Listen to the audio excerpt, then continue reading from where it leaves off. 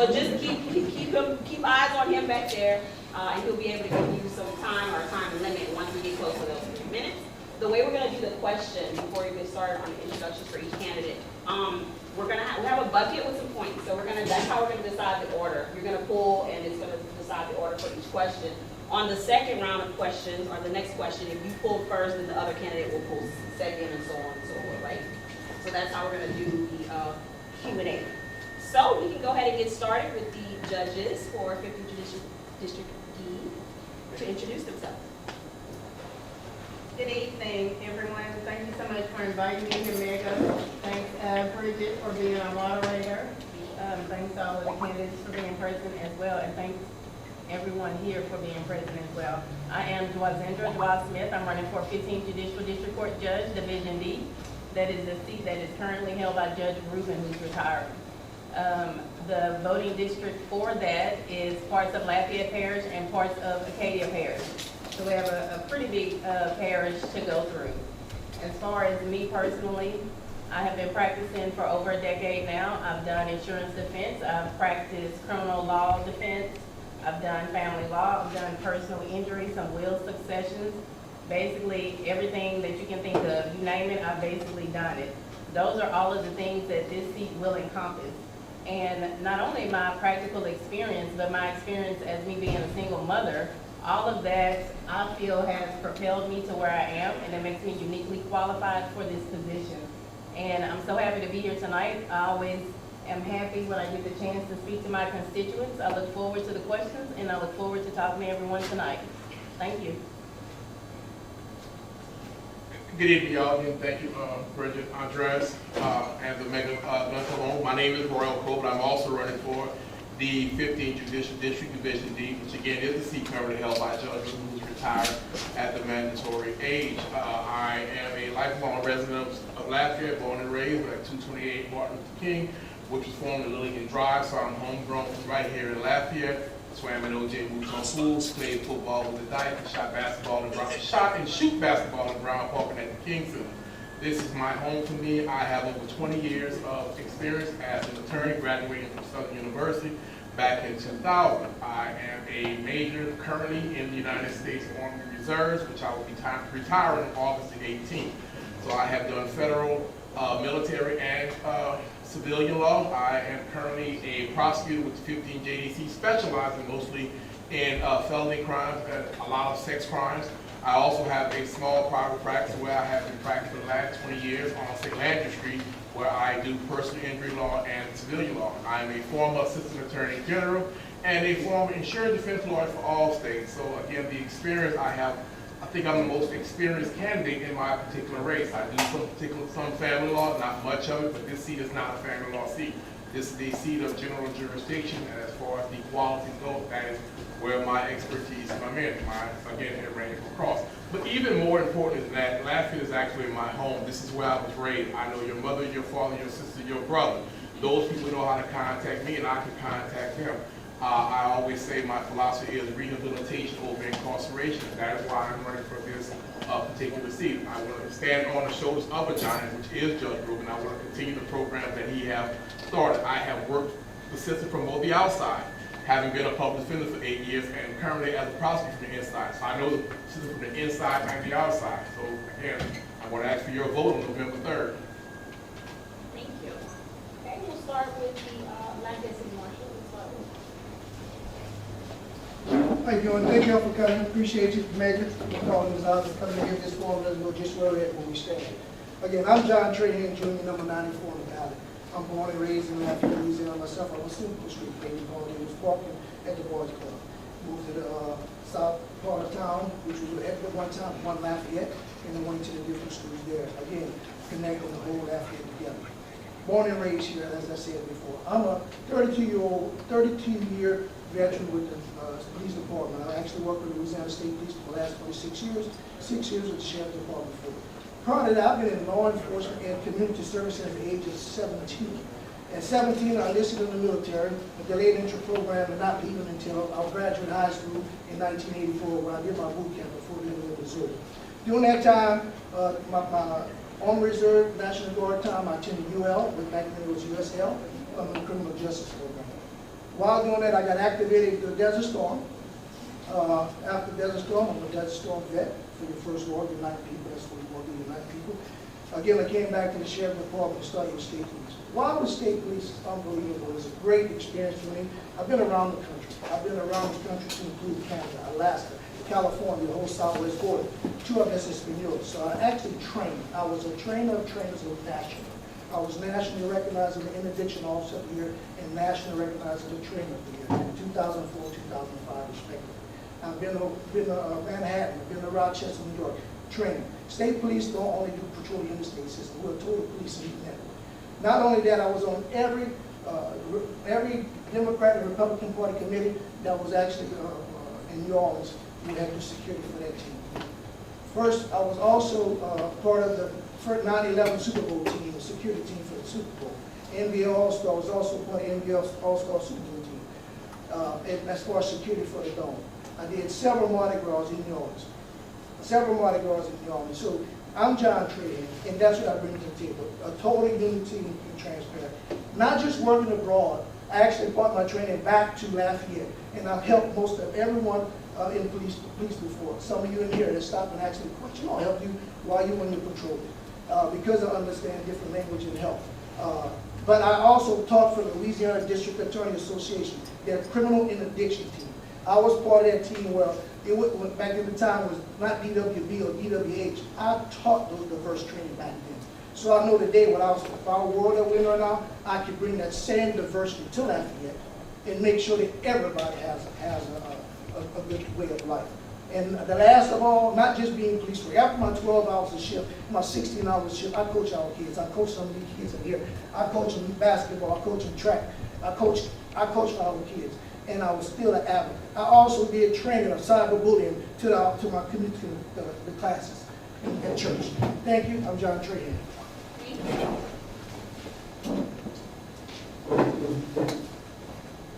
Thank you, first of all, Mayor, for having us today.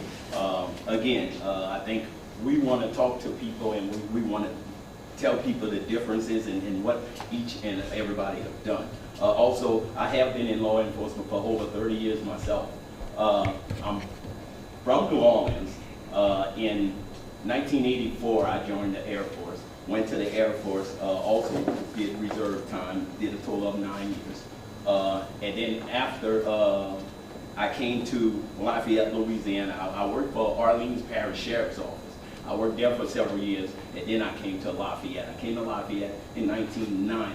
In 1990, when I came here, I looked at Lafayette Police Department and I said, you know what, I want to be a leader in this police department. So what I need to do is go to every section in this police department to learn about what this police department is about. So when I leave, that means that I understand every aspect of this police department. So that's exactly what I did. I started off in narcotics, left narcotics, and I went to field training officer, that's instructing officers. Left there, went to detectives. I was a detective in person and property, did all the homicide cases. I was there for quite some time. Then I became the training director. The training director, I had to be an instructor, and I had to, for 289 officers, I had to do the budget and actually train and be a part of the training and make sure they're getting the correct training. Then I began to get promoted after that. So in 2016, the mayor, Jim Craft, left, a long-time chief, he left. So the mayor, a new mayor came in and he wanted to interview some people. I was not one of the people he was going to interview at that time, but I did speak to him and he said he would interview me. Once he interviewed me, he realized that my background has been in leadership. I graduated from the FBI National Academy. Only 1% of police officers within the nation graduate from the FBI Academy. So at that particular time, I then became the interim chief. I immediately started a community relations committee with all the organization heads. We sat down and we talked about the issues that we had. I had officers to come out and we started working with the community relations committee. We started doing community walks and all sorts of things like that. We really worked with the community. We really started the community to trust us. And I'm gonna say the reason why I know they trust us, because our homicide rate went from being about 40%, 50% to over 90%. Also, diversity was really big for me. When I started as the chief, we had 11%. When I left after 4.5 years, we had 22%. Okay, so we try to mirror what we have, which is 33%. But I am Reggie, been in this city, been working with this city for the last 30 years. I believe I'm a community guy, known in the community, and I want to continue to work in the community, and that's why I want to be your next city marshal. Vote Reggie, number 9. Thank you. Thank you. Good evening, everybody. Ms. Moderator, thanks for having me tonight. And again, I want to also echo the Mega, giving us an opportunity to come out in front of some people. We get pretty excited when we see more than 3 or 4 people in one place right now. So it's pretty nice to be able to do that and listen to. My name is Judice. I'm 55 years old. I worked with the Lafayette Parish Sheriff's Office for 30 years, and I left 30 command at that agency. The last 5 years, I've been the police chief at Tucson. I took over a police department that was failed. The last 4 police chiefs prior to me all went to prison. So we had a lot of corruption. I went there, and I'm telling you, I'm very proud of what we've established in Tucson and what we've been able to clean up in terms of that community. We've done all that, and no controversy, no issues. We worked very closely with our community. We did some things that were maybe not the most popular things at the time, but we did them because they were the right things to do. So I will bring that same leadership to the city marshal's office. The difference between me and the other candidates tonight is that though they have vast experience in law enforcement, I have worked in each of the areas that the marshal is responsible for. I have provided courtroom security as a leader in the sheriff's office. We have courtrooms. The city police department does not have that responsibility. We do serve civil papers. I supervise the civil unit. We do garnishments. I supervise that section.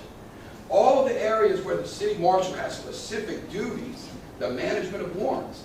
The Lafayette Police Department doesn't have a warrant unit there. The warrants from the city are managed by the marshal. So again, I've had each one of those experiences. I've conquered them.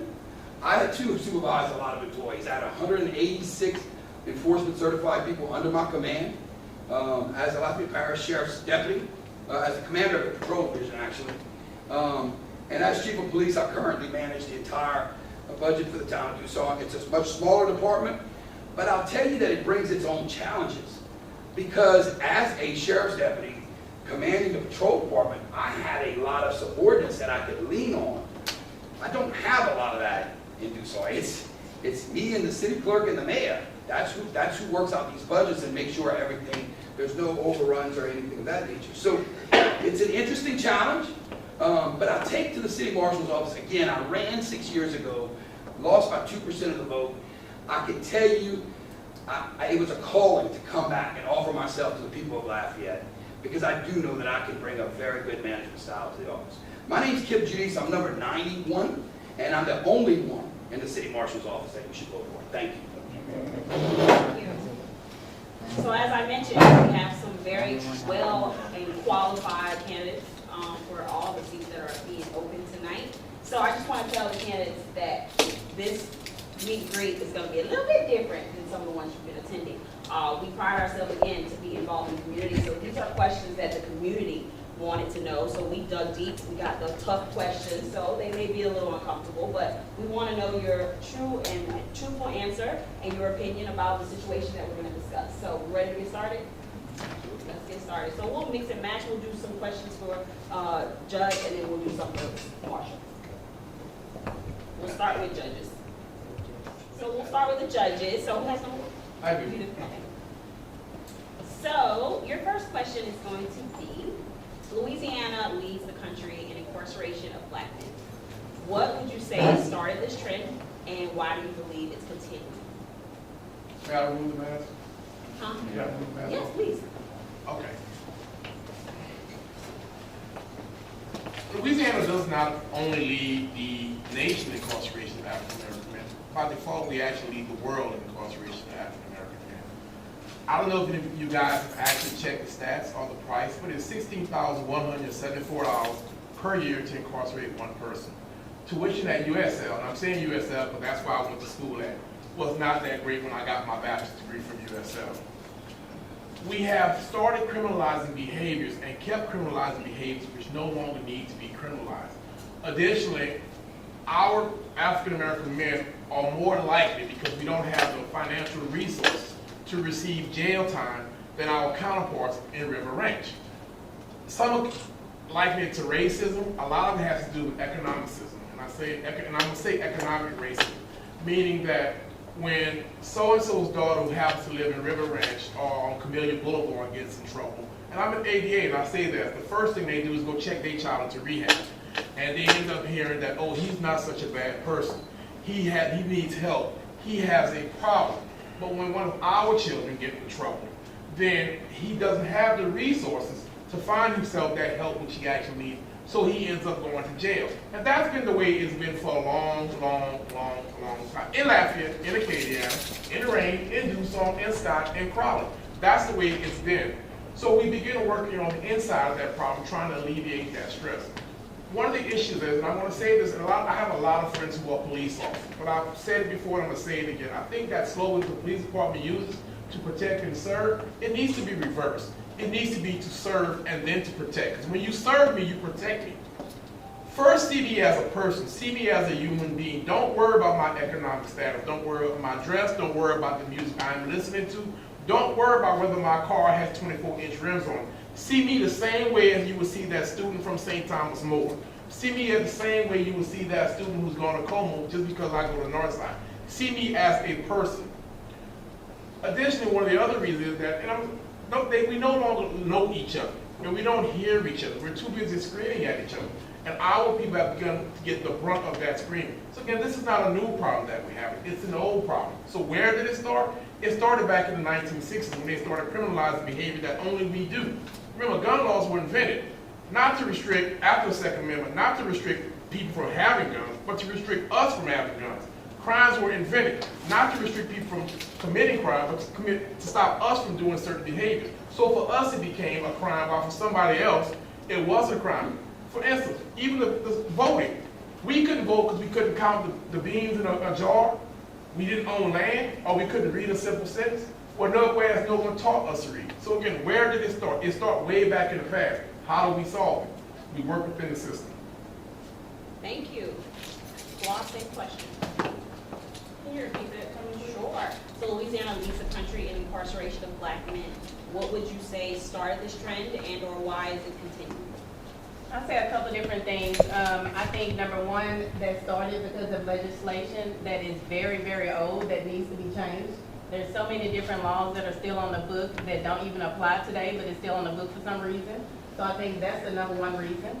And then I think the number two reason is because there's so many different disparities in the rulings, and that comes from the court. So that's why you need good people that are on the court that are going to look at the case and deciding on a case-by-case basis, look at the information in front of you and the evidence that you have, not just based on you knowing somebody. So I think those are the top two reasons that is the rate of incarceration in Louisiana.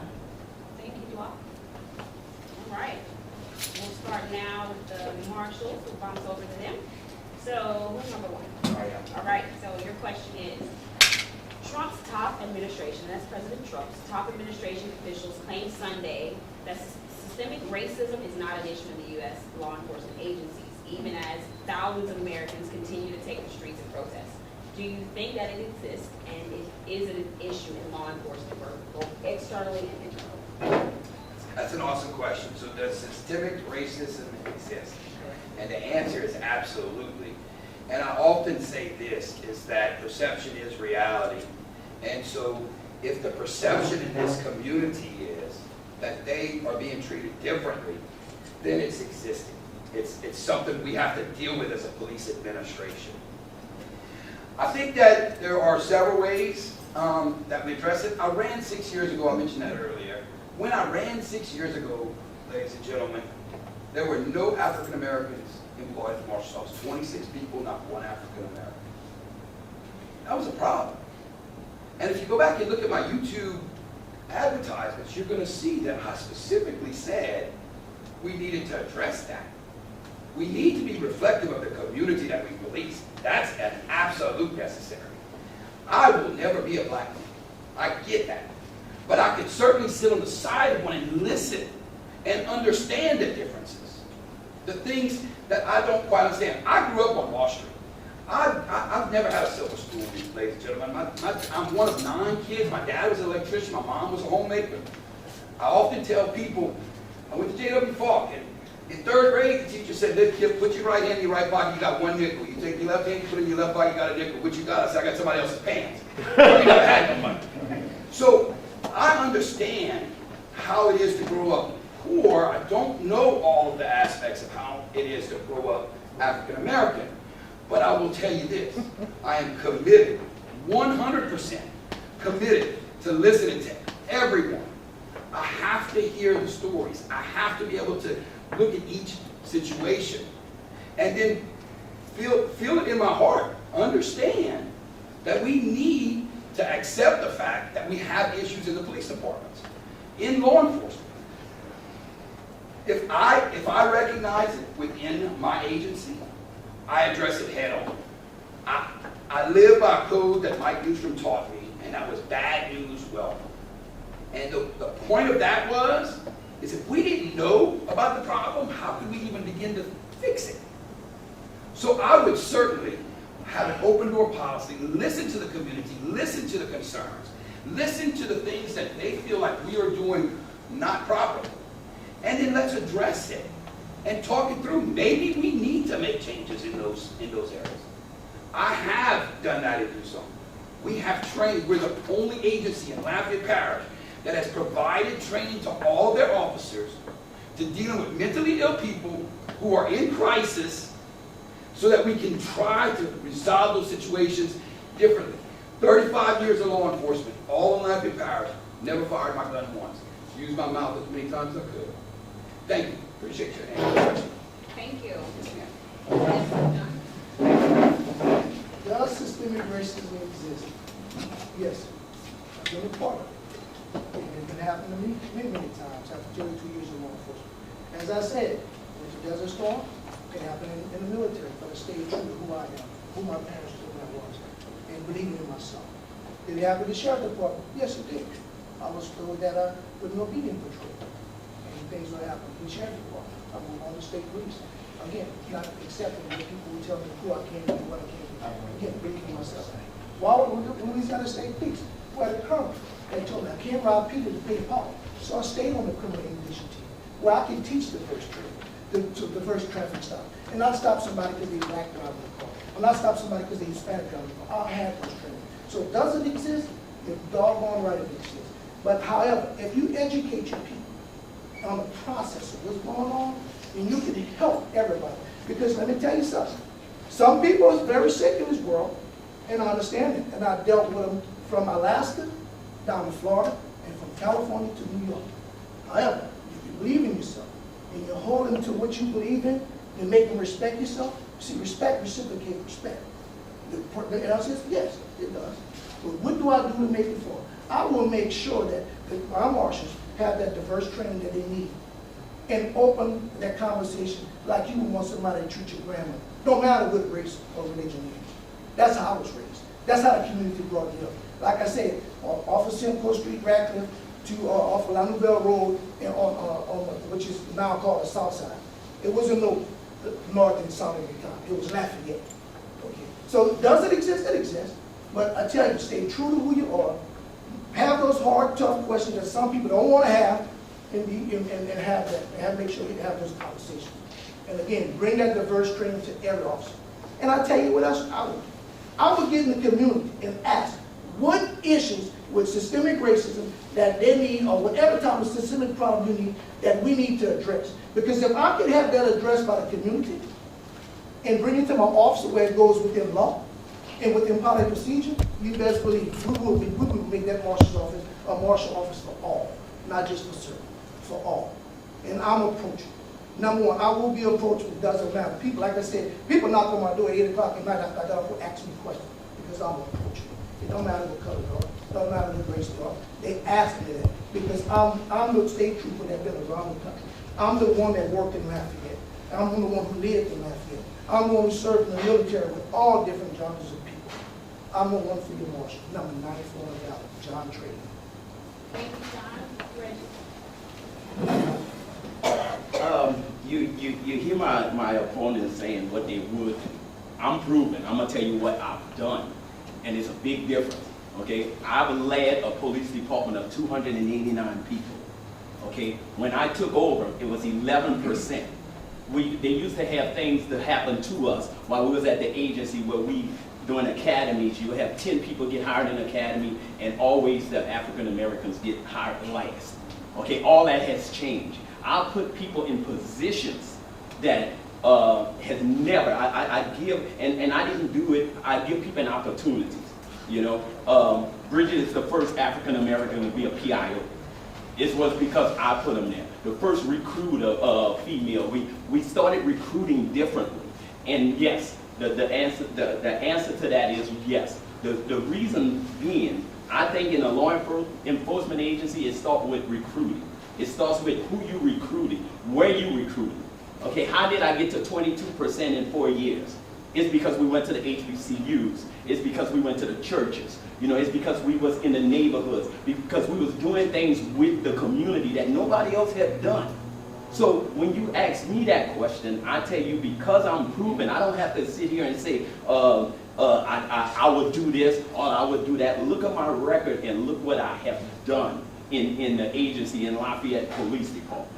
And when you look at that right now, we have more African Americans in different specialized sections that we was not getting a chance. It's not that they could not do the job. It was not that they were not getting a chance. I brought my community relations committee to the table. It was every NAACP, any agency, almost any organization you can name was sitting at the table, and we worked together and we talked about, hey, what can we do to make you guys start trusting us more? So we brought that there, and we begin the community walks. We begin to do everything. So you're going to hear me say a lot about that. I'm proven, and I'm proven because the 289 people I've led, I didn't, as far as color, I knew we had an issue at that police department. And I attacked that issue. And when I attacked that issue, now you look and you will see the different officers in different agencies, in different sections. Everything from recruiting to the PIOs to narcotics to everything else. You gotta respect people. You know, we did diversity training, and we did ICAT training, where we did mental training. You know, my opponent talks about the things he did. He has 8 people. It's easy to do things with 8 people. I got to do things with 289 people. And as a captain at the sheriff's office, you're not in a leadership position where you're handling the budget and you're actually leading an agency. You know, nobody sitting here has led an agency. The size of the city marshal office are larger. I have. I am the only one that have. And I will continue to do the job that I've done at the police department at the city marshal's office. Thank you, Reggie. So we'll go back to the judges on our next question. For this question, we'll do 2 minutes per question on this next one. So you're going to go first this time, Dawn. And the question is, how do you feel about the no destruction policy of a record within the expungement process of an arrest's charges? If they're not accepted, they're dismissed, or the person is found not guilty, should the arrest remain on that person's record? I'll just say, just off the top of my head, before I even get to that question, just to let everybody know, as judicial candidates, we are under certain judicial rules. We're under Judicial Canon 7. There are certain things that we cannot answer, because if it's something that could come before the court when I'm elected, that's something that I could get recused from. So because of that, there are certain things that I can't answer, and it seems like that's teetering on that. Okay. So, and I'll defer to Mr. Colbert. And she's absolutely right. Okay, so we'll move on to the next question then. What is your position on the restoring of voting rights after a person has finished his or her sentence? That's something you can answer. It's kind of like on the same lines, but not really. Well, no, so what it is the court is a totally different lane in a totally different position than our city marshals. So they're out here protecting the city. We are on the bench when the cases come before us. We're looking at everything that they provide to us. So we don't do a legislative approach to anything if that makes sense. But as far as that's concerned, I can answer that question though. State it for me again? So what is your position, restoring the voting rights after a person has been, has finished their sentencing or whatever takes place? How do you feel about that person's rights being restored to vote? I think that is a great thing for people's rights to be restored after a sentencing. Actually, there's a program here that deals with that. I'm not sure if y'all are aware of it. It's called Vote. So they do that a lot, and they do that in different parishes. Lafayette Parish, they have it for Acadia Parish, St. Landry Parish, all of that. Oh, I'm at 1 minute already? I had to explain it, but it's part of my question. Yeah, the first part she wasn't, she didn't start until I asked her to restore, so we'll give her, But yeah, so So they they're about have, 30 seconds in. She's about 30 seconds. so they have that organization that can help anyone get their rights back. And of course, with me running for office, I think that is very important that we get as many people as we can get their rights restored. Because there are so many people that came before us that didn't have the right to vote. You know, we stand on our ancestors' shoulders, and there's so many that have died for our right to vote. So I'm always going to be at the top as far as it comes to voting. Thank you, Locke. Again, keeping within the bounds of Canada 7, that's kind of a difficult question to answer. If the case came before us, we would be recused from answering that particular question. However, we are still entitled to our personal views. Now, as judges, we're not going to make laws. Laws are made at the legislature in Baton Rouge and the federal government. They are then sent down to us for us to interpret. And we interpret those laws based on to the best of our ability. But we're still people. Judges are still people, and we need to still be people. We need to be out and about amongst our community. But the titular aspect of the judicial system in the United States of America is supposed to be that you will serve your time, and once you have paid your debt to society, you are then given that chance to be a productive member of that society. My slogan has always been rehabilitation over incarceration. I'll say it again, rehabilitation over incarceration. I am a firm believer, and I'm going to take this aspect when I'm sitting on the bench, because I'm going to do it, that I will sit back and look at a person, and I think your rights should be restored. All of your rights. Not only your right to vote, but all of your rights. Your right to carry a gun, your right to employment, every right that you can possibly think of. You should not lose your rights because you committed a crime and you've done your time. That is the whole aspect of our judicial system in the United States of America. I serve my debt to society, and I'm supposed to go back into society and become a productive member of society. You know, this leads me into a segue, and it's the point where I'm frustrated right now because people get that first felony on their record, and they don't understand what that first felony does to them. The rights that they actually lose, not only the right to vote. Louisiana, we have an all-based economy. And so you, depending on the felony, you may lose that ability to get a TWIC card. And as coming out of high school, I worked offshore for a little while. And if you have a felony, there were people who were welders, people who were DC divers. They could not get their TWIC card. And therefore, they couldn't go out and make a living wage. So what did? They turned back to crime. So we are going to be true to who we say we are, not only in Louisiana, not only as judges, but as citizens of America and as Americans, then we have to believe in restorative rights. Thank you, Royal. We have an order for our. We're gonna switch it up because I don't want the same people to start going, picking the same coins. Got it. So the person who went last is gonna go first, and Yes. vice versa. So that we're gonna start with Reggie this time, right? Yes. All right, so our next question is gonna be, so you know this past weekend, the NFAC militia assembled downtown Lafayette after Congressman Higgins posted a threatening post on social media stating he would shoot 10 of them while drinking beer for simply exercising their constitutional rights. Please give your personal thoughts of this post, and do you feel it was enough to constitute an unlawful threat by the congressman? Yes, I do think it was enough. I will tell you this, in fact, definitely got their attention. I will tell you that.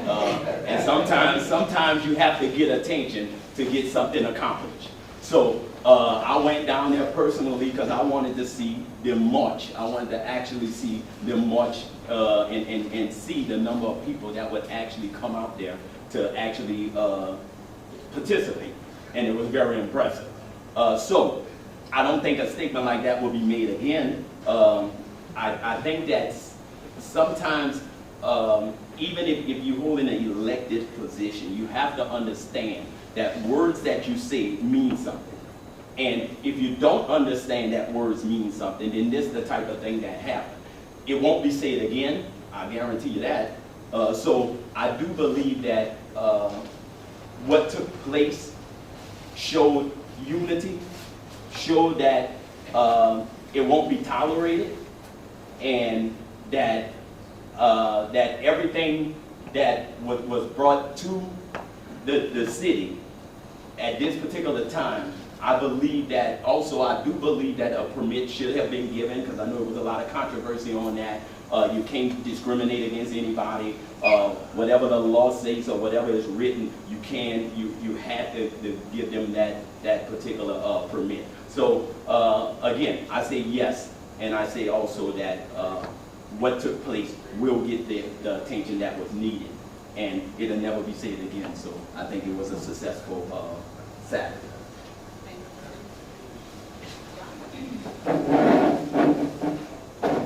Yeah, that question from the should never be used.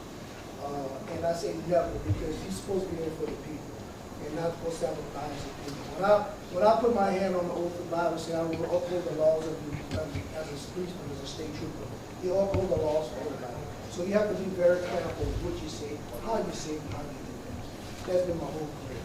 What I've said, what I've done, and how I do things. So his statement was definitely wrong.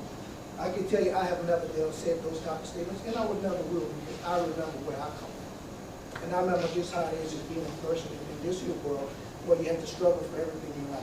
Like I wasn't raised in a civil school myself. We were four boys and one daughter, and my dad worked hard. All right, and he taught us to respect. Respect reciprocates respect. All right, you don't call somebody other name. In fact, my grandmother used to tell us, if you don't have nothing good to say, you better not say nothing at all. So that resonated in me and as a police officer. I continue to live that way. That's why I am John Trahan Jr., number 94 on the ballot. And I'm asking for your vote because I will respect and have always respect all people. I respect them so much I try to learn their culture. Like I just told you, tú hablas mucho español, escríbelo and Latin. Because I want to learn culture for everyone. That's why I'm the best one for the candidate. And I have trained across the country, all different cultures. So, thank you for your time. And again, John Trahan, number 94, the only one for you. Thank you very much for the question. So, you know, the comments were hateful. They were discriminatory. They should not have been uttered by anyone, much less a U.S. congressman. That was just very irresponsible. I don't think that anyone, I've not talked to anybody who said that those were good words. I thought the response was proper. I think there should have been some level of response to a sitting U.S. congressman who was going to make that level of threat. And I think, again, like Reggie said, there were lessons learned that day. And I'm glad. And I think that we need to work more to that. I can assure you, check my Facebook, check my Instagram, all that stuff. You're not going to find anything hateful. I mean, listen, guys, I continue to try to be the better person in conflicts, the better person to understand that we just need to come together in a lot of times. There will never, ever be a situation where I will make a threat to any people who I serve as your city marshal. Not any group, not any individual, not people who are wanted. You know the little holding accountable show? I think that in itself is sometimes very disrespectful. Some person who forgot to put his seatbelt on and missed a court date is put on a television screen and he's wanted like America's Most Wanted. We can do better. Take that hour. Educate people on what it is we do. Let them know how you can reach out to us. And potentially, we can reset your court date. We can do some things, alternatives to incarceration, which I've been talking about for 6 years again. There are things we can do better, ladies and gentlemen. And I think think it's time we start doing that. I appreciate your time, and again, I'm number 91, the only one. Great question. Thank you. All right, we'll bounce back to the judges. Ready? So, Roy, you're one person this time, right? Yes, ma'am. What do you see as one of the greatest problems facing the courtroom and those who appear in it, if any? If so, if you do see problems, how do you plan to address the problems that are going on within the court system?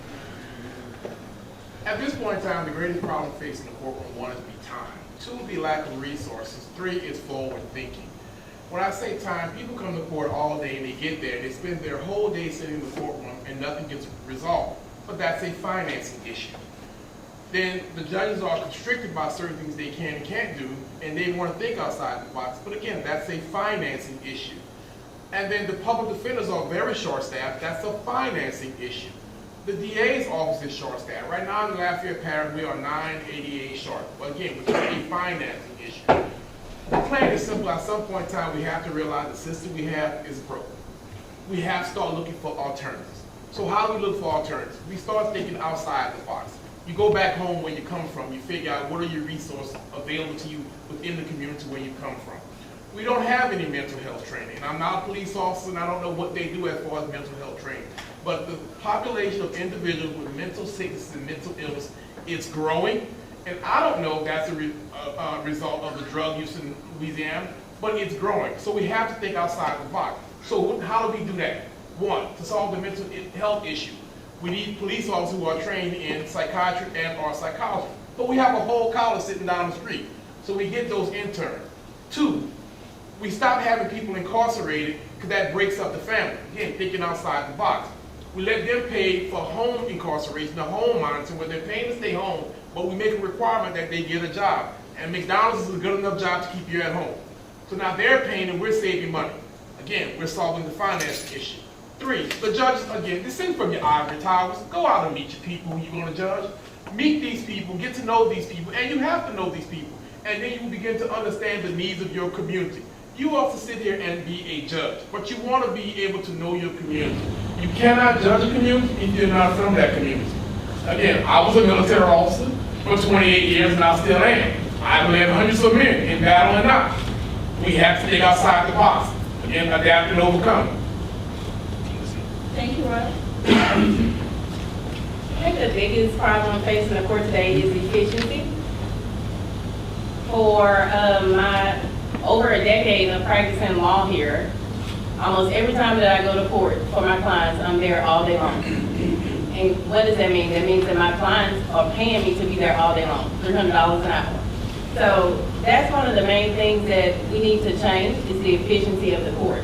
I think if this pandemic has taught us anything is that we can do a lot with the use of technology. We don't need to come to court all the time. We can use Zoom, we can conduct court like that, I've done it myself, and we can continue to do it. So that's one of my plans is to continue the use of technology. Another thing, I think as far as what Kip was saying, as far as the alternatives, I think that we need a lot more pretrial diversion programs. I would like to see a lot of different pretrial diversion programs implemented, such as mental health, juvenile, domestic violence. Those are my plans to implement things like that. And that's alternatives to people being in jail, and that'll help them out in a different way.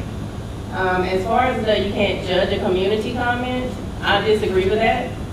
I didn't say this in the beginning, but I moved here in 2009 with my daughter. She was in the 5th grade. I raised my daughter here. My daughter is now almost a senior in college. So, with that being said, I have been in this community. I've done a lot in this community. I have given this community a lot of pro bono hours, over 600 that I can count. Like I said before, I'm $300 an hour. That's almost $200,000 worth of free work that I've given to this community. So I disagree with that comment. And it's comments like that throughout this process that y'all need to look out for. Don't be fooled by the smoke and mirrors. Be fooled, or matter of fact, pay attention to the person that is going to do the best job, the person that has the best qualifications, and the person that is going to help you once they get on the bench, and not just run their mouth when they're not on the bench. Thank you. Thank you all. racials.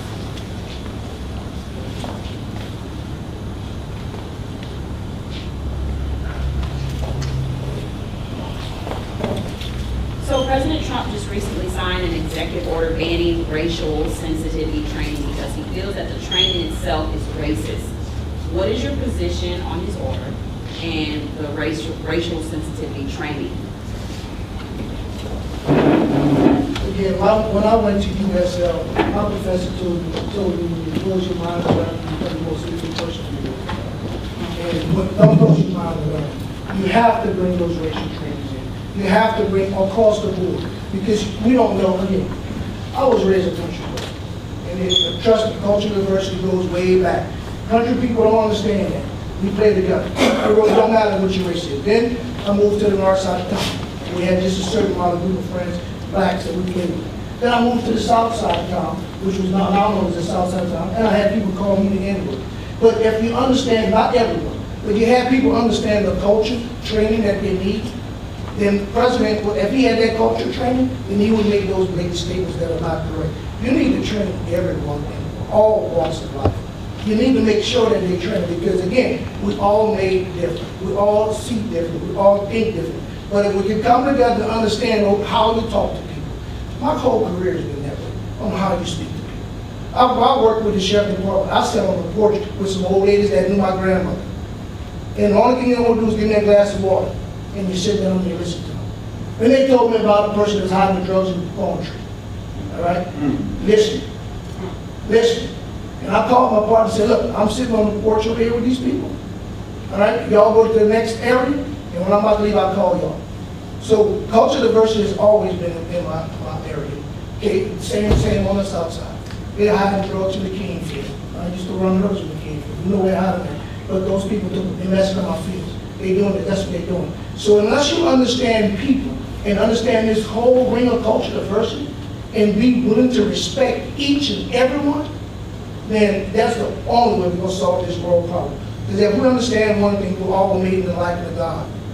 As nobody was asked out of a test tube here. We're all made in the likeness of God. And when we let our body be our temple and let the Spirit come out, trust and believe that we can turn this world around. We will turn Lafayette around. And I want you to understand one thing. I'm not running against these guys. I'm running to be your city marshal. Therefore, I'm running to be your city marshal because you, the people, pay the salary. And your voice need to be heard. So I would ask you, send those hard questions to the marshal. Tell me what you see in your community that you need help with. Again, I've trained, and I've been a trainer of with state police, but I want to bring it home where it matters the most, to keep your kid from a downward spiral if they can't approach a police officer because they think it's a negative thing. It's not negative. Thank you, John. Thank you. Diversity training is something that, again, when I sit up here and I know I say it's proven, I write grants. And what you have to understand when you take over an agency, you have to look at the budget. And of course, the budget, the money is not there. Especially, I've been with LCG now for the last 30 years. I've been in charge for about 4.5 years where I actually dealt with the budget.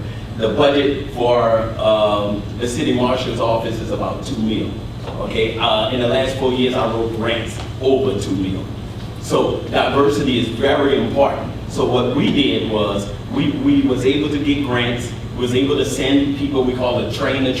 We was able to send people to different areas, to the best schools, the best classes, and come back and train the other officers. One of the things that you have to understand is an officer has to, that's why we have to have diversity in the police department in all aspects, not just on patrol or on the north side. We have to have diversity saying that an officer has to be able to relate to the community, have to be able to respect the community. And talk about where I'm from the 9th Ward in New Orleans. My father was shot and killed when I was like 5 years old, okay? So I understand every part of culture diversity that was not raised with, but when I went to the military I learned, and it's very important, and I understand that as a police department in Lafayette, that we have to deal with people that was raised like I was raised.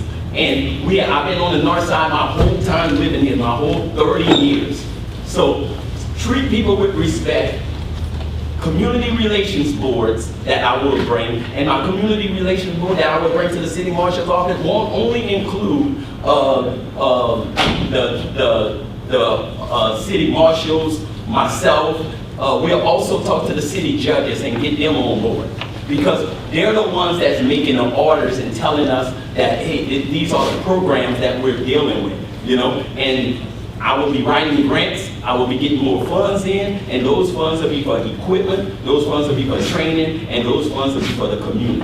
And I call myself a community guy because I have proven in the past, and I will continue to prove as your next city marshal, that the community is most important to me. Thank you, Reggie. Thank you, Mr. President. So, what a stupid executive order. You know, I mean, I don't know how else you can cut it. He's wrong. It's not at all what this country needs. It's not what the state needs. It's not what this community needs. We need more training. That is absolutely the core of where we need to be. And I think it starts with the leaders. I think that those leaders need to sit in those training classes. We need to hear what it is these instructors are going to be bringing to our deputy marshals, so that we can write policy that's going to reflect how we expect them to act with the tools of the training that they have. So I do think that that is a terrible executive order, Ms. Bridget. I don't think that there is any room in this country for that kind of behavior. It's ridiculous, because we need it, and we should be getting federal funding, and we should be getting state funding. We should be dedicating local dollars, our discretionary money, to training in these types of areas. It's critical. Like I told you before, I'll never know. I'll never be a black guy. I just won't. But I can tell you, I can listen. And I can definitely sympathize with people. And I can understand that not all things are cut equally. I get it. And so we work hard together. We meet in the middle, and we find a way to make sure that we have this quality training. I hope that answers the question. Thank you, Mr. President. Thank you. So at this time, we're going to open up the floor for questions from our members or anyone in attendance that would like to ask any of the candidates any questions. Now would be the time. Does anyone have a question? Just raise your hand and you can stand up and say it. Okay. Yes, sir. So my name is Chris Williams. I'm a member of MEGA, and I would like to ask the judges candidates, first of all, where do you think the 15th Judicial District is in terms of fairness and equity? There's been a lot of discussion tonight about equity, race relations, and so forth. How would you evaluate the current status of the 15th Judicial District? And then what do you think you would add to improve it? Thank you, Mr. Williams. I think that's a great question. I definitely don't think that the 15 JDC as a whole is where they need to be as far as racial equality is concerned. I think that as far as getting to where we need to be, that in the judges' meetings, that needs to be on the agenda, that needs to be a topic. It needs to be a topic more than one time, because it didn't take just one time to get to where we are as a country, so it's definitely going to take more than one time to get to where we need to be as a court, or when I'm elected, rather. So I definitely think that there's a lot that needs to be done. We are far away from what we need to be, but I think that we're headed that way. I think that the advent of technology and the use of cell phones is now bringing to light a lot of things. And as judges, like I talked about before, about the evidence that's before us that we look at on a case-to-case basis, that's the type of stuff that we need, so that when we're looking at these different cases, we'll have the evidence that we need, and then we can apply the law and, you know, make sure that the rulings are firm, fair, across the board, not just for certain races. So I think that will help out a lot. Thank you. And again, Chris, thank you. And I understand that I've been knowing you since I was knee-high to a can of corn. And you've been one of those people in our community back and forth for that fairness and equity. However, when you start talking about judges, you start talking about fairness and equity. The fairness and equity in what the judges do is more based upon their sentences and their sentencing ranges. You see, for example, someone from Radcliffe Street, and I'm gonna say a felon in possession of a firearm, 'cause that's the hot topic right now, will get 25 years. Because the sentencing range in 1495 is 5 to 25. And judges will sit within that realm, 5 to 25. Whereas someone, again, from Khalees Saloon Road will get the 5 years, which equates to a 21 sentence. The kid from Radcliffe will get the 25 years. Same crime, same circumstances, accidental discharge, same person. So when you start talking about the fairness among the judges, and I would agree just now, but that starts also at the police department. It trickles up into the DA's office. It trickles up leftways or laterally to the public defender's office, and then it trickles up to the judge's office. So how do we solve that issue? Well, there are only 2 African-American judges or 2 minority judges. I don't want to say African-American. We're not the only minority that exists in the world. But we need to start bringing those judges, making those judges recognize and inviting them to events on our side of time. You want to bring those judges and put diversity in their face. I like to tell people I'm a walking billboard for diversity. I'm a 6 foot tall, 287 pound black man with a 500 pound bench press. I am what most people fear, but I consider myself the nicest guy I've ever met in my life. So you got to put that diversity in their face so they no longer see us as a threat. And so then we can start training the judges. And little by little, as they see us as human beings, they'll start and knowing our families, getting them to meet my family from Truman, my family from Vikenville, BJ McComb. They'll start recognizing that we just like them. And the diversity will happen on its own. And the equity will happen on its own. Thank you. Does anyone else have any questions? I have candidates. City Marshal, my name is Samuel Pierre. I'm from this area. My question to you is that I'd like for you to address the fact that there's a prevailing, I guess, comment that City Marshal's office is not needed because you have your sheriff department, you have your police department, and you have another third lady. With the leadership we have in Lafayette now that's cutting, and reducing, and you said there's a $2 million budget, could not the city police department do what the city marshal is doing?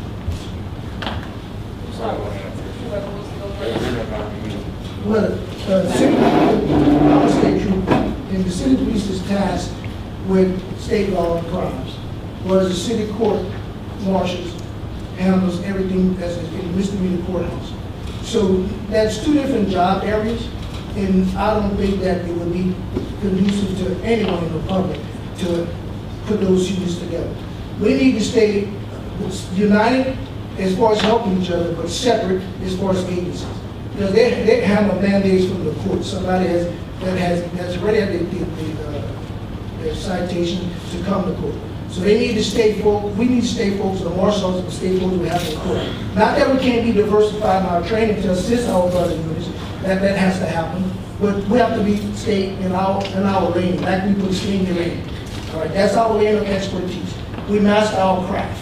Again, now we can help others in the community, where the sheriff department in the city. We can't disband that city court because with the world the way it is today, the court system, the marshals all protects the court. They protect the judges. They protect the staff. All right, and yeah, we have a negative part of it is as far as eviction. City police is tasked. Look at in Lafayette today. They tasked with so much. And the marshal's office have to assist them. So when we start consolidating that, then what happens to our process? What happens to our young kids in the juvenile that the city don't really mess with too much that come to city court?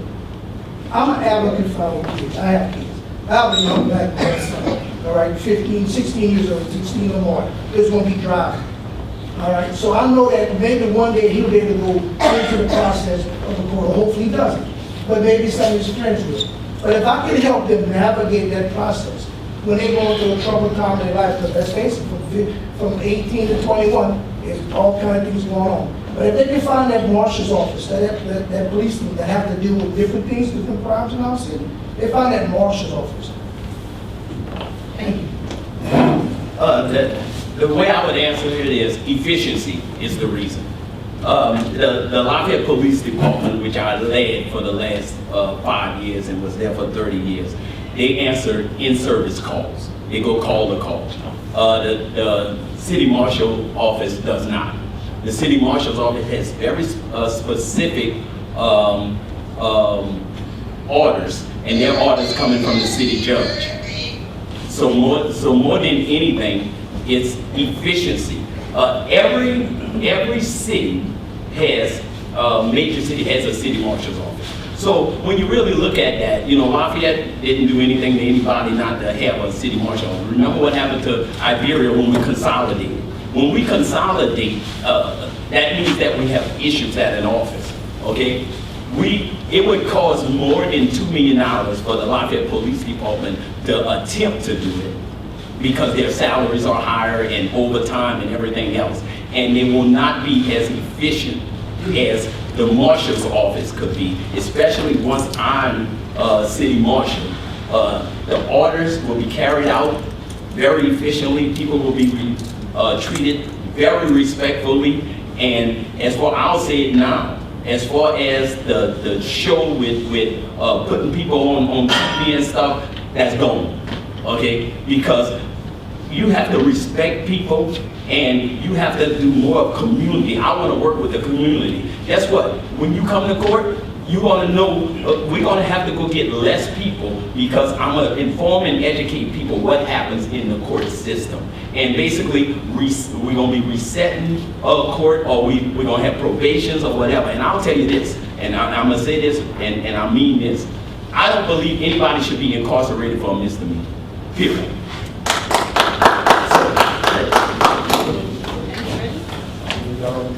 I appreciate hearing that, Chief, because I've been screaming that for a very long time.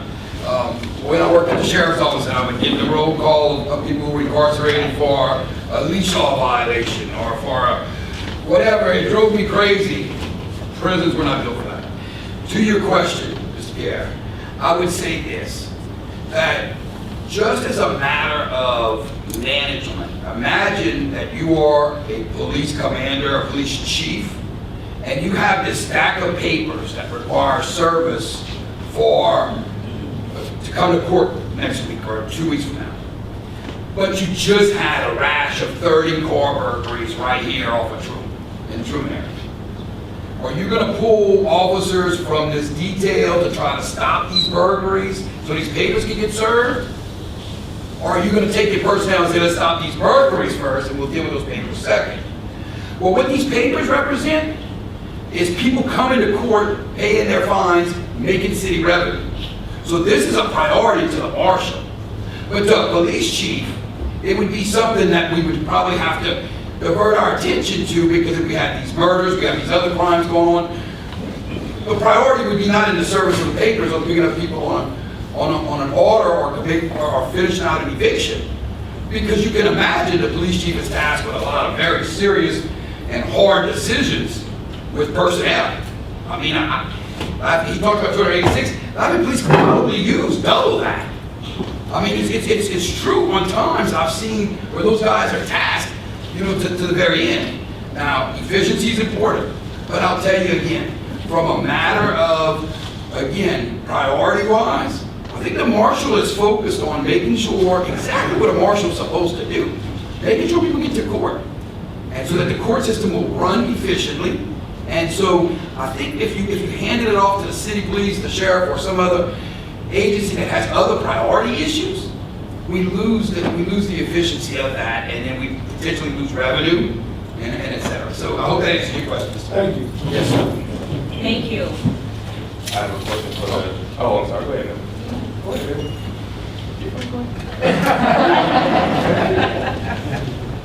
Yes, ma'am. Okay.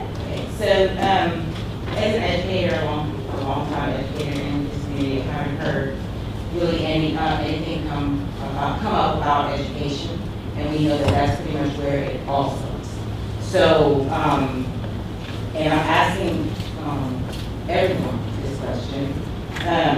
While it begins with the awareness, education, and advocacy, I hear you speaking about restorative justice, diversity, experience versus lived experiences, change to the court process, high numbers of incarcerated Black males in particular, and I want you to know it's happening in schools as well. That's where it's starting. They're running with fights for the prison in schools. So my question is, what would you implement to engage educators to participate in the de-escalating of criminal behavior before they come before the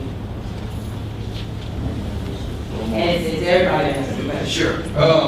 So you're absolutely right, and I want to tell you thank you for your service and education, because again, that's where it's at. I mean, I still remember our kindergarten teacher, Ms. Carmouche, my principal, Mr. Kimball. I mean, it's things that you just don't ever forget.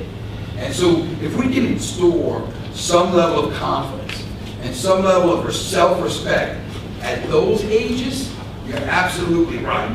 Do I have to answer that question? I wish I did. I wish there was a magic, a stick that we can go and say, this is the answer to that question. I think it requires that we all work together, come to the table, we discuss things. It's, again, not always going to be popular. I think the school board is going to have to look at funding. I think the law enforcement administrations are going to have to consider, is there funding somewhere that we can manipulate some personnel so that we can get a more balanced response in the school system. I think educators are going to have to maybe figure out how can they best play a role in that. But I think it's a good partnership and it's a great question, and it's, like I said, if there was a magic hand, I'd love to pull it out of my hat right now, but respectfully, I gotta say that I think that we move towards that, being respectful of each other, educating, and exactly like you said, it starts there. Thank you for your question. Right now, the Lafayette Police Department, SRO department, has like 25 officers. The Sheriff's Office has about another 28 officers. They have officers in every single school. Okay, we sit and we talk about police reform. I'm one to say police reform can work. It depends on who's at the table. And I want to be at the table. And as the city marshal will be at the table. We got to make sure we have the right people at the table. I tell you those numbers because the kids are being arrested from the school going directly into the system. And this is an issue I had since day one when I became chief, when this SRO began and when the process began. At the beginning, it was zero tolerance. You fight, you push, you go to the jails. And now we have changed that somewhat. It's not zero tolerance. But for things that we used to have a little issue with, they go to detention now and they be a part of the system. That has to stop. We have to, do SRO has a spot? Yes, SRO has a spot. I'm more of a person that think we can pretty much close the school or maintain security on the outer perimeter of the school and then having all those SROs. And when you think about it, I just told you in the city of Lafayette, that's over 50 officers that have to have something to do. So I think we have to sit at the table. I think we have to, people, you say police reform, people don't like it or whatever. Police reform, any type of reform is good unless everything is perfect, and obviously everything is not perfect. So what I would tell you is reform would work, and we need people at the table like yourself, and community members, educators, police officers, the chiefs. We need them at the table, but we need the right people at the table. And I am the right person. I can answer that question. Hold on, Mr. Colbert. We talk about SROs, and you're exactly right. Man, I applaud and appreciate that question. Like I tell you, I did. My wife is a principal at Lafayette, and I've been to that school after getting off to engage with the kids and students, doing basketball team. There were SROs there.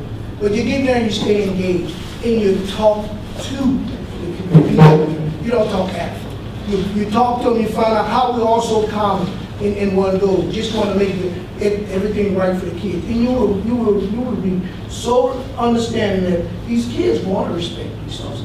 But you have to sometimes get down at their level and talk to them, not talk above them. My wife and I speak about that many times. And Ms. Bridges, her SR right now in Lafayette Middle.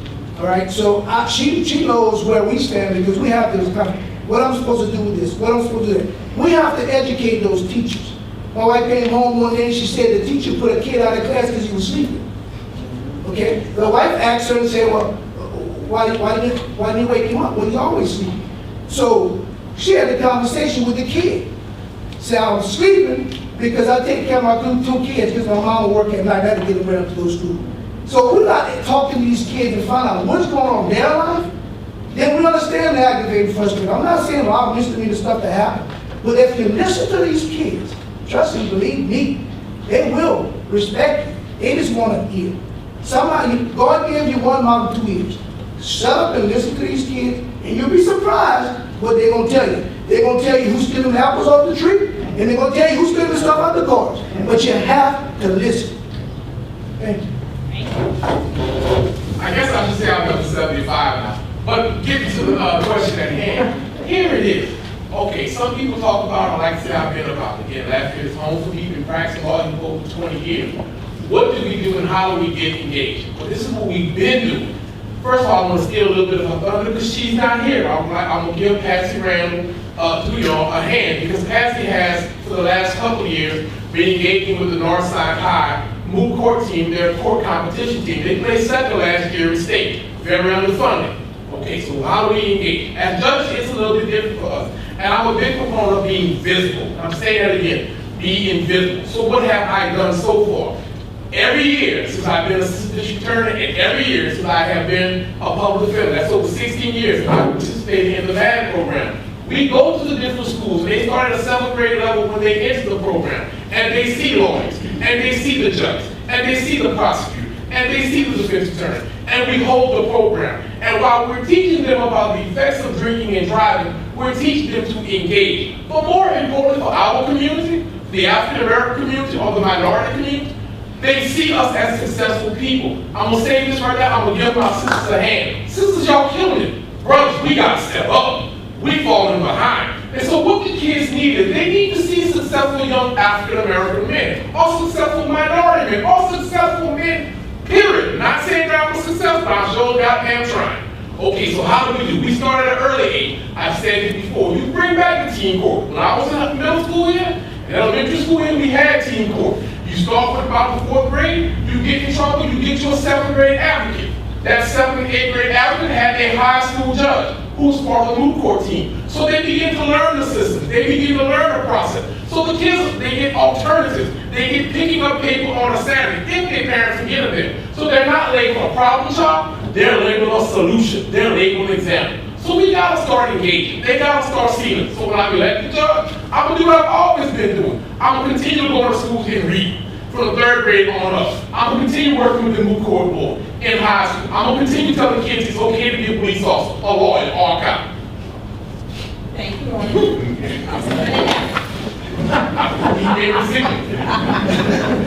Thanks, Sam, for your question. It's a great question. Thanks for your service as a teacher.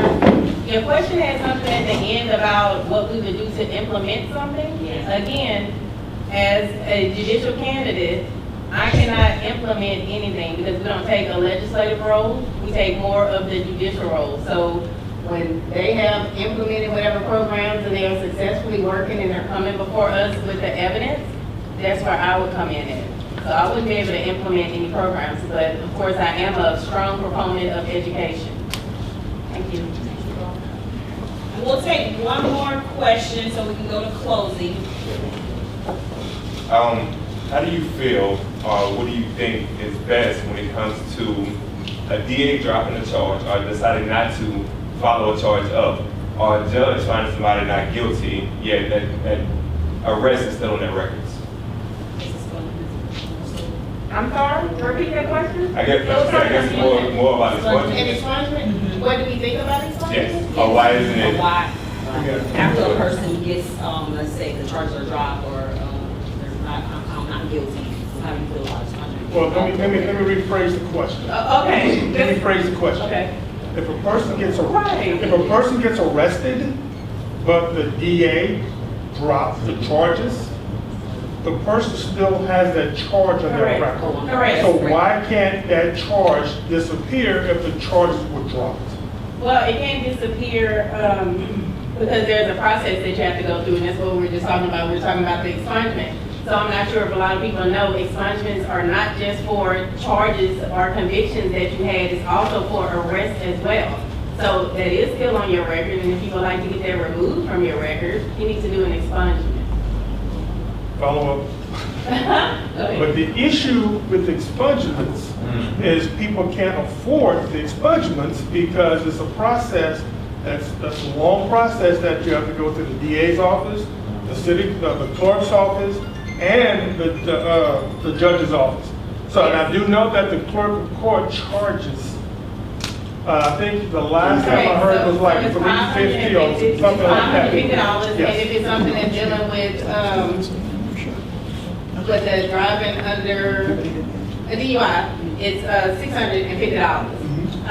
Now, the process is a long process, but a lot of the times what happens is a lot of people try to do it themselves. And I've actually taught clinics on expungement. You should not try to do an expungement yourself, because if you do it yourself and you mess it up, guess what? You're gonna pay again. So it would be my advice to consult a lawyer in the first place and to get a lawyer to take care of it. And yes, it is a long process. It's $550, like I said, $650, and then whatever you would charge, the attorney would charge, but we go to school for this. We're barred for this. So this is what we do. So that's what I would advise you to do. I'm just gonna disagree and say that it's not a long process, but here, and a lot of times, the fee can be waived. The district attorney's office have the right to waive the fee. So my advice to you is this: one, you can download the form off the city court's website or off the East Baton Rouge or West Baton Rouge Parish website. It's self-explanatory. You may have to pay $5 to $10 to go and get a copy of the minutes for your record. But then you file it and make an appointment with the district attorney's office. Look, Lafayette is one of the places, and I will say that the district attorney's office here, the people here will meet with you. How do I know? Because I'm one. Even when I was a public defender, we still met with people. And we brought it over. They will meet with you. You can't afford it, you can ask for the fee waiver. And 9 times out of 10, they'll sign off on the fee waiver. So you can get that fee waived. But recognize you have two different records in all honesty. You have your conviction record and your arrest record. So I think the question you're asking me is, if you get arrested for something, and then the district attorney decides either A, not to prosecute those particular charge, or then what happens? Why does it stay on your arrest record? Well, you can expunge your arrest record. That can be expunged. Now, your felony conviction record, you only get one of those. And so I think that's the question you're asking. So the proper response would be, and I would encourage you, go to the legislature, write your congressman, your senators, your state reps, say, hey, if I've done my time, I want to expunge my record, allow me to expunge more than one. I paid my debt to society, like I said earlier, so allow me to expunge more than one. What people also don't recognize, and having practiced here for 30, 20 years, some years, I know now that if you have several different charges, talk to the district attorney's office and try to take the plea under one particular docket number. You may have 5 different charges under one particular docket number, and let them. But if you get sentenced on one particular day, then all 5 of those charges could be expunged, but they're only under one docket number, regardless of when you got arrested. You just have to recognize and work within the system and ask somebody. Go to the public defender's office. Go to the Bar Association. Go to Southern University Law School. Take that quick drive to Baton Rouge. Or look online. There are great resources for it. And educate yourself. But recognize what it is that you're doing. But your record can be expunged. And for more expungement, that's the legislature. So y'all go up there, and that would be a real change. We can march all day long and see kumbaya, we shall overcome. But until we start affecting change in Baton Rouge, not here in Lafayette, nothing's going to change for us. Nothing's going to change for anybody. So go to Baton Rouge. Let's march on Baton Rouge. Let's get some real change going. So just as a follow-up to that, they may waive their fees, but all of the agencies do not waive their fees. So let's be clear on that. And as far as some expungements are concerned, after a certain amount of time, you can get more than one expungement. There's a lot of different nuances as far as that's concerned. So, and again, I would advise you to consult with an attorney and not try to do it yourself. Thank you. So we'll go ahead, thank you to all candidates. We'll go ahead with the closing remarks. Thank you to everyone that submitted questions. So Kip, leadership, integrity, and vision. Yes. Tell us why you should be the candidate for the Lafayette City Marshal. Thank you, Ms. Bridget. Again, thank you all for your time tonight. It is really an honor for all of us, I think, to have an opportunity to speak with such a large group of people. Leadership, integrity, and vision. It is who I am. It is who I have been in my career as a law enforcement officer. I am a leader. I have taken a department that was failing, and I've turned that around. I have worked in the sheriff's office, finished third in command of a group of 700 employees. Worked in administration of 2 different sheriffs. So I certainly know and understand the role of responsibility, leadership. And so that's number one. Integrity. Look, I've never looked over my shoulder. When I do what I do, I know I'm doing the right thing. And to me, if you're looking over your shoulder to see who's seeing what you're doing, there's an integrity issue. And I've never had to do that before. So I feel very comfortable about the way I've done my law enforcement career. And with the vision, I've talked about this in this community from all across the city about text alerting people to remind them about their court dates. Let's avoid getting warrants on people to start with, because that frees up deputy marshals' time. We don't have to be looking for people who forgot to come to court. Second of all, let's not incarcerate people for seatbelt tickets and leash law violations and the things that the city marshal's office deals with. Let's implement a community service program. Allow them to do a little bit of community service, get another court date, show up in court, and deal with their issue. But it's ridiculous that we're paying, Royal told y'all the dollar amount we're paying to incarcerate somebody. And keep in mind, we're dealing with misdemeanors and traffic offenses. A $200 fine, we're going to pay $500 a day to incarcerate them if they don't have a medical issue. If they have a medical issue, it gets higher. So again, that's my vision. My vision is to make things better for this marshal's office. I have other ideas I really want to implement. I really want to serve you, ladies and gentlemen. I want to be your city marshal. And I want to be the city marshal that you can approach. I want to be the city marshal that's going to make you proud to say you live in Lafayette, Louisiana. My name is Judice, number 91 on the ballot, and I would appreciate what you would vote. So thank you. Thank you, Kim. Reggie, the right leadership, the right experience, and the right choice. When we talk about leadership, we talk about proven. Who have proven themselves, especially to Lafayette. We keep talking about what happened here or this. I'm the only one with 30 years of experience of working in the city of Lafayette, period. We talk about education. I have a bachelor's degree. I'm a graduate of the FBI National Academy. I graduated from the IACP, which is the International Association for Chiefs of Police. It's a 3-week course in leadership, and it's in Boston. I'm a graduate from there. I have command level training throughout. And then we need to talk about the commitment to the community. Okay, I have did community relations board. I've done community walks. I've met with the community in many different occasions. When you have 125,000 people in a city and you're leading that city, then when you become the city marshal, you know everybody in there. And as the city marshal, then I'm gonna bring all my experience, I'm gonna bring my passion, and I'm gonna be the best city marshal ever in the history of this particular city. Nikki Picard, who worked with me side by side, endorsed me. You know, for the Lafayette Police Department works side by side with the city marshal's office. So I have all the experience. I'm the only one that have all the leadership. I have been a chief in this city, and I'm the only one that have worked in this city for the last 30 years. So I understand this city, I understand the community, and I understand the city marshal's office. So vote, support Reggie Thomas, number 93. Thank you. Thank you, Reggie. John, transparency, action, commitment, and trust. TAC. TAC is how you do things in the world. It's always been how you do things, how you carry yourself, how you do things. I'm gonna be transparent. I've been transparent throughout my 32 years of law enforcement career. I've been transparent as a kid when state police look at my background and didn't find nothing in our background before they hired you. Even with the sheriff department, military. That's TAC, that's transparent.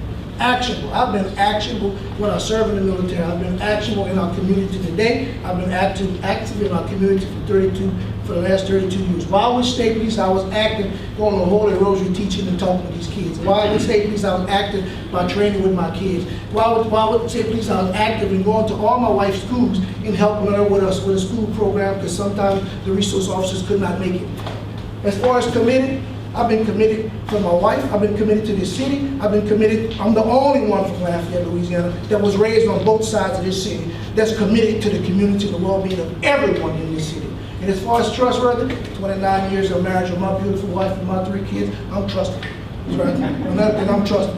and I can be trusted with the community, because never on that interstate I have ever written a ticket or put somebody in jail or even used my gun and had felony arrest to the tune of 400 pounds of cocaine to 228 pounds of cocaine to 2,000 pounds of cocaine. I never had to use that weapon. Never once had to pull that weapon out to have somebody do what they do, because respect, reciprocate respect. That's what I'm about. They trust that I was not going to hurt them, and so they did not return their favor on me. I arrested them with some dignity. And you know what? Even today, people I meet in the community tell me, John, you were rough, you were fair, but you treated me with respect, and I appreciate that. Number 94 on the ballot, I'm John Trahan. I want to be your next city councilman. Here in Lafayette.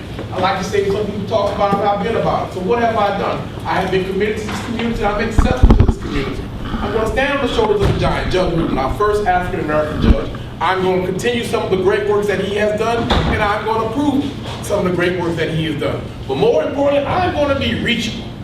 Let me say it again, I'm going to be reachable.